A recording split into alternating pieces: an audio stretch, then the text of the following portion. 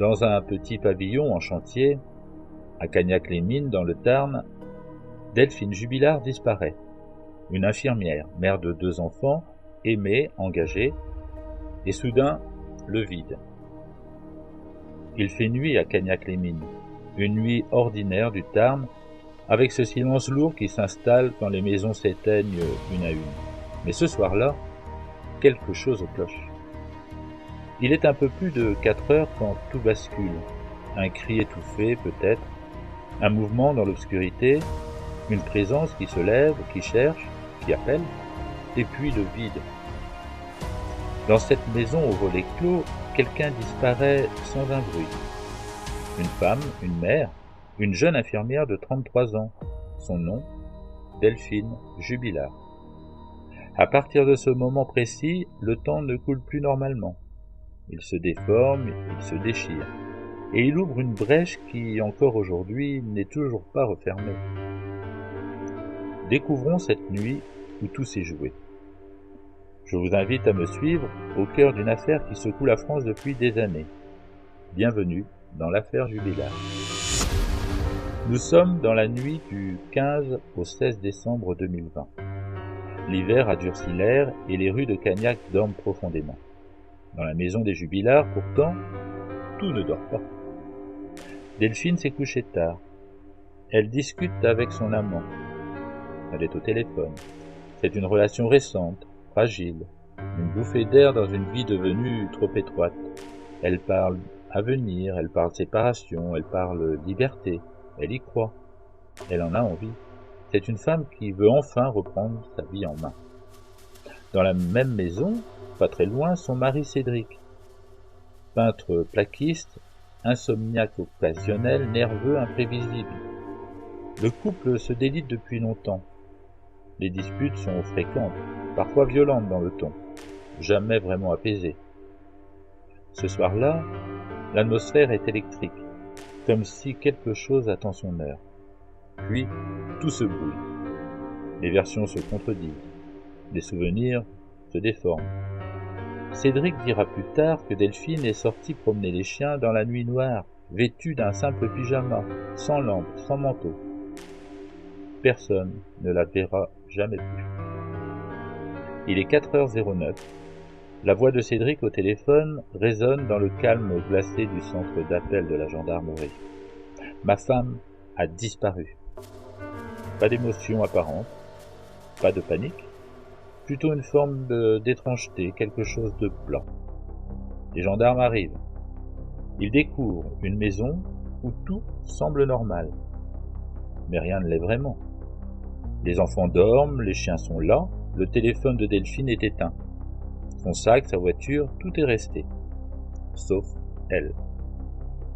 La France découvre l'affaire quelques heures plus tard. La presse se met en marche, les réseaux s'enflamment. Et Cagnac-les-Mines devient le théâtre d'une disparition qui, dès le début, porte en elle une intuition troublante. Delphine ne s'est pas enfuie. Les champs, les fossés, les bois autour du village sont ratissés. Les drones survolent la campagne, les plongeurs fouillent les mares et les étangs gelés. Des chiens spécialisés viennent de toute la France. Rien, pas une trace, pas une empreinte. Delphine semble s'être volatilisée. Pendant ce temps, Cédric parle beaucoup, avec les journalistes, avec les voisins, avec des enquêteurs. Parfois il plaisante, parfois il ricane, parfois il se contredit en quelques secondes.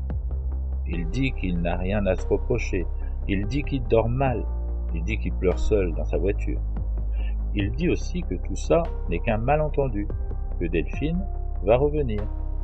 Mais les enquêteurs, eux, sentent que quelque chose cloche, une dissonance dans son récit, comme une ombre qu'il peine à dissimuler. Le fils du couple, Louis, 6 ans, aurait entendu des hurlements, des disputes. Il est entendu à plusieurs reprises. Son témoignage évolue.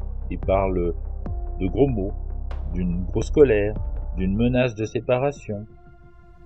Les téléphones parlent, eux aussi. Le soir de la disparition, Delphine échange des SMS avec celui qu'elle appelle l'infirmier. Elle dit qu'elle va quitter son mari. Elle dit qu'elle prépare sa liberté. Elle dit qu'elle veut vivre enfin. Cédric, de son côté, fouille parfois dans le portable de sa femme. Il sait qu'elle ne l'aime plus. Il sait qu'elle regarde ailleurs. Il sait que leur mariage touche à sa fin. Cette nuit-là, dans la maison, tout cela flotte dans l'air, comme deux plaques tectoniques prêtes à se heurter. 5 mois passent, sans corps, sans scène de crime, sans aveu. Et pourtant, les gendarmes frappent à la porte de Cédric Jubilard. Il est placé en garde à vue, puis mis en examen pour homicide volontaire sur conjoint. La France entière retient son souffle. Certains crient au coupable, d'autres à l'erreur judiciaire. Lui, derrière les barreaux, nie encore et toujours, inlassablement, sans jamais fléchir. Mais les détails accumulés par les enquêteurs pèsent lourd. Les contradictions, les déclarations étranges, les comportements jugés décalés, le contexte explosif, la jalousie, un éventuel accès de colère. Et puis cette phrase, rapportée par plusieurs témoins. C'est moi qui l'ai tué. Une phrase dite ou une phrase inventée? Dans cette affaire, chaque mot peut devenir une étincelle. Les gendarmes reviennent, encore et encore. Ils creusent, ils sondent, ils explorent. On fouille les abords du village. Des déchetteries, des carrières, des bois ravinés par les années. On fouille tout. On cherche un corps, on cherche une vérité, on cherche une explication. Mais le Tarn garde son secret. Pendant que les mois s'accumulent, l'affaire devient un labyrinthe. Une histoire où chaque porte mène à un mur, puis une autre porte, puis à un autre mur. La famille de Delphine s'accroche. Des proches organisent des marches blanches. Des anonymes déposent des fleurs. Une photo circule partout. Celle d'une femme qui sourit, les yeux clairs, la douceur en façade et la détermination en fond. Elle devient un symbole, un visage, une absence.